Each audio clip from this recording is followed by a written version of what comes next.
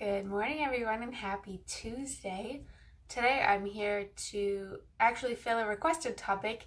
I was at the dentist last week, and so I had teeth on my mind, and I remember somebody requested a bit about teeth growth. I have done one about dental hygiene, and I can post that link for the YouTube video in the comments below, but I want to talk a little bit about teeth growth for the different species and how to know when to transition to softer or harder toys or treats or things like that, because that seems to be thing most pet parents don't know. And I think I talk about it in my ebook, So You Want a Dog, if you're curious, because it shows the developmental stages of dogs, but it doesn't cover cats and horses. So I thought I'd cover all of them. Okay, so in dogs and cats, there are 4 basic kinds of teeth. And I'm not quite sure entirely how many of each they have, but I know that they have 4 kinds of teeth. So the first are the incisors, and these ones are the ones that cut the food. And they start coming in, the puppy teeth, at about 4 to 6 weeks. Kittens, it's a little bit earlier. It's usually 3 to 4 weeks. But this is when they start eating solid food. This is when they transition from their mother's milk, which is super, super important. It was part of the conference where we talked about the Holistic Pet Health Conference that was last week, where they talked about the importance of the mother's milk because it has all the probiotics and vitamins that set up the pet's immune system. But roughly 4 weeks is when most puppies and kittens transition to solid food. Excuse me. They also have canines, obviously. For dogs especially, that's why they're called canines. These are the ones that grip and tear the food. So a lot of dogs that play fetch a lot, these canines are worn down. And you can actually see it because usually they have 4, 2 in the bottom and 2 on the top. And they're worn down to the point where you can see the rings of growth on the top of the tooth.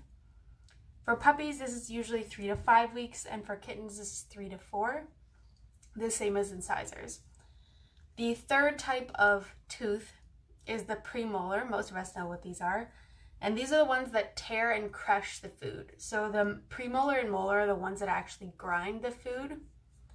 And in both puppies and kittens, these start to come in at about 5 to 6 weeks. Puppies and kittens do not have molars. They don't get them until they start getting their permanent teeth. But roughly between this 4 to 6 month period is when they transition to solid food. So making sure that they're not eating anything too hard right away.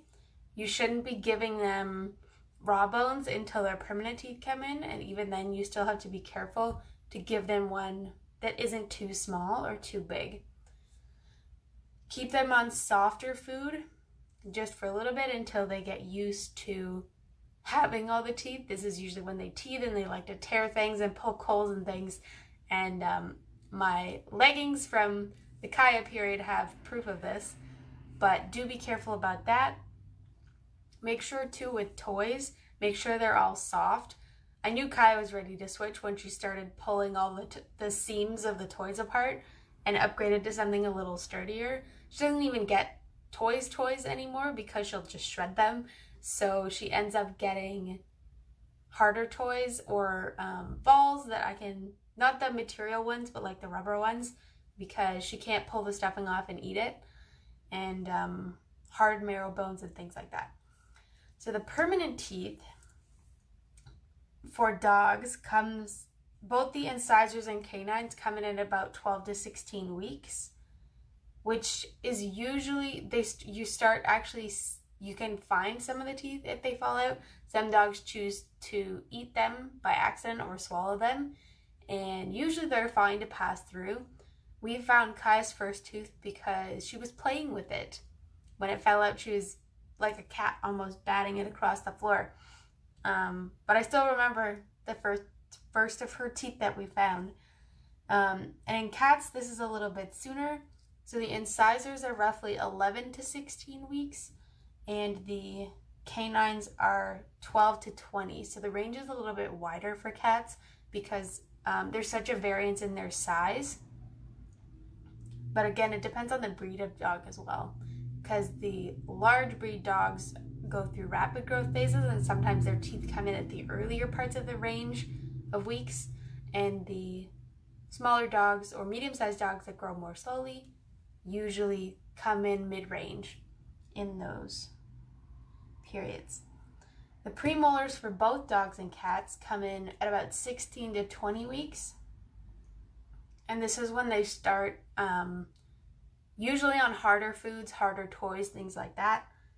And for the molars, their first set of molars, remember they don't have molars as puppies and kittens, come in at 16 to 24 weeks, which is quite a big range because that's, an extra 2 months. But all animals are different, so do be wary if they don't happen, the very first day of the very first week they're supposed to come in. Don't worry. They will come in eventually. Kaya actually, one of her, I think, it's a premolar, I'm not quite sure, but one of her baby teeth fell out and the adult one never came in. So she has a gap on one side of her mouth, which doesn't seem to be hindering her at all.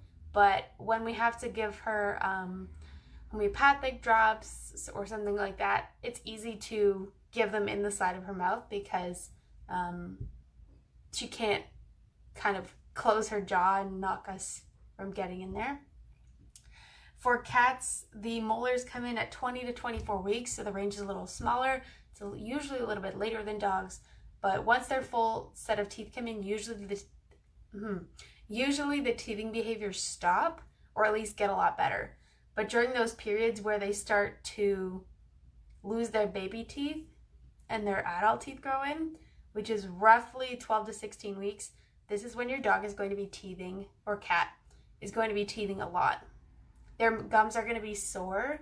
What we did for Kaya, if you get a caffeine-free chamomile tea bag, put it in a bit of water and let it sit for a minute, and then take it out and let them drink that water. That chamomile is going to soothe their gums so that they're not as irritated, which also helps with the amount of teething behavior. So those are dogs and cats. Something interesting about horses is that their teeth constantly grow.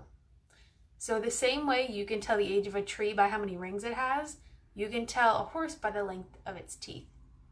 And most people don't know this because it's really interesting, but it's actually normal for their teeth to change color as they age because I'm reading this. I have a page on my website in case you're curious where this is coming from, called Hygiene and Safety. And it covers the basic, how to make a really easy dog toothpaste or cat toothpaste and what gingivitis looks like, and a little bit about horse teeth. But I'm just going to read you the part I have about horse teeth. Horse teeth aren't actually covered with enamel like dog, cats, or people. They are covered with material called cementum, which is highly porous.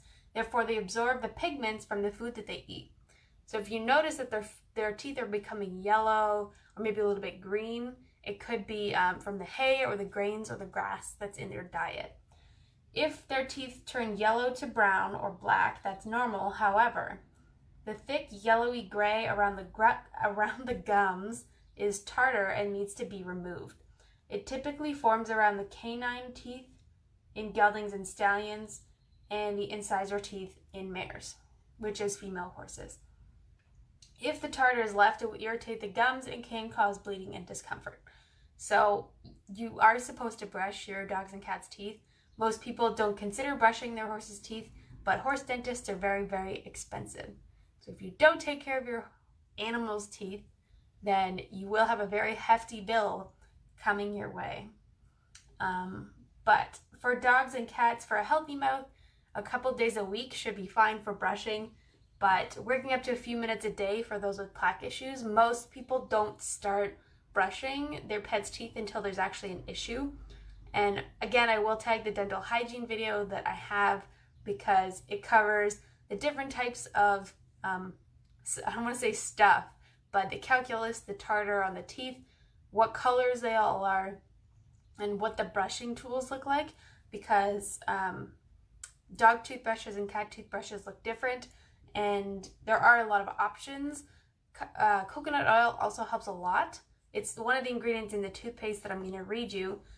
But if your pet is finicky, a good way to start off with cleaning their teeth, there's a lot of oral supplements you can put into their water. So I actually found this one downstairs, but it's called Blue Stem Oral Care, and it's a little powder, and you pour some into their water so that when they drink it, it's getting in their mouth and it's cleaning their gum line and their teeth, which helps a lot. Kaya is going to be 4 in July, and her teeth are pretty good. I have to say, I haven't been brushing them as much as I should, but her teeth are pretty good because we give her dental sticks. They have a natural one, and it has oyster shell in it, which helps get rid of some of that tartar buildup. But it's really helpful to keep brushing coconut oil and the supplements. I do brush her teeth once in a while, but she really doesn't like it that much. So I think the oral supplement is a good way to go. If you have a, I don't want to say middle-aged dog, but not a puppy, because it's quick and it's easy, but eventually we are going to have to learn how to brush their teeth. Super important, the toothpaste recipe, again, is on my website. I'm just going to tell you the ingredients because they're different for dogs and cats. So, for the dog, of course, you have coconut oil. It should be unrefined. It should be virgin coconut oil, and it should be warmed up. To that, you add turmeric powder and kelp powder that's either sourced from Norway or the deep sea, because other brands of kelp sometimes have really high salt contents, which doesn't help the tartar buildup. And the last ingredient is dried parsley flakes. Parsley really is just to freshen their breath. Mint also helps, but you have to be careful how much you give because some spices are not safe for pets. For cats, you have the first 3 ingredients. So you have the coconut oil, the turmeric powder, and the kelp powder. But to that, you add stevia extract and grapefruit seed oil. You have to store these in the fridge. You can even make a large amount and put it in an empty toothpaste tube. So if you go to a craft store, you can get empty toothpaste tubes or like squirtable tubes. You can also use one of those little travel size shampoo type bottles and just have it so you can squeeze it and it'll squirt out onto the toothbrush. But brushing your teeth is important, but also brushing your pet's teeth is really important because pet dentists are really expensive because they have to put your pet under. But again, I will take the dental hygiene video because it has a lot of really interesting stuff in there. The tools are in there. We talked about toys. We talked about when the teeth grow in, when they change their food, and all of that stuff. Without making this video too long, that is everything I have to say for today. We have some interesting videos coming up next week, which is going to be July. Holy crap. I'm going to go over the notes from the Holistic Pet Health Conference that I watched last week. There was about 12 to 14 videos, and I'm going to take my favorite stuff from each of the videos and put it together and then educate you guys about it. And then later in July, I'm going to talk about the animal acupressure certification program because I am teaching in the fall and it's really exciting. And I can't wait to get you guys started on your acupressure journeys. I'm super excited. But I also noticed that my Facebook page passed 300 likes yesterday. So I'm really excited. Thank you guys so much for following me and being interested in my stuff. I try and bring you guys content that you want. Again, if you have any requests, like the topic of this video, just let me know. I'm pretty flexible when it comes to different topics and perspectives. So do make sure, because I will end up doing the research for you and also educating the rest of my followers at the same time. So I hope this was helpful. If you have a pet with dental problems, do take them to a pet dentist, but it doesn't help to add supplements or coconut oil or brush their teeth.